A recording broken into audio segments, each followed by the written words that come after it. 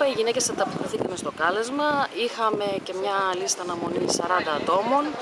Ελπίζω στο μέλλον να ξαναέρθει πάλι εκείνη τη μονάδα, να ξαναεξεταστούν κάποιες γυναίκες, αυτές που δεν μπορούσαν ή οι υπόλοιπες. Όλα αυτά έγιναν δωρεάν. Η φιλοξενία των παιδιών έγινε από εμάς και ευχαριστούμε τους χορηγούς που πραγματοποιήθηκε αυτή η δράση. Και ελπίζω στο μέλλον να ξαναγίνει. Η κινητή μονάδα βρίσκεται για δεύτερη μέρα στα Φιλιατρά, καλεσμένη από τον Όμιλο Δράσεων και Πολιτισμού. Έχουμε πραγματοποιήσει γύρω στις 70 γυναίκες. Στόχος είναι να πραγματοποιήσουμε 80 δωρεάν μαστογραφίες σε γυναίκες κυρίως που δεν έχουν κάνει ποτέ μαστογραφίες στη ζωή τους και για λόγους οικονομικούς δεν μπορούν να πάνε σε κάποιο ακτινολογικό εργαστήριο να κάνουν τη μαστογραφία τους. Βρισκόμαστε εδώ ως χορηγοί του μαστογράφου στην αντικαρκινική εταιρεία τα τελευταία 4 με 4,5 χρόνια.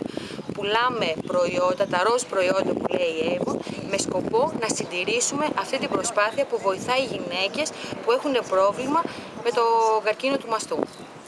Βρισκόμαστε στα Φιλιατρά, μας έχει καλέσει ο Σύλλογος εδώ. Ευχαριστούμε πολύ για τη φιλοξενία. Ελπίζω να βοηθήσαμε και να βοηθάμε συνέχεια τις γυναίκες στο πρόβλημα που έχουν.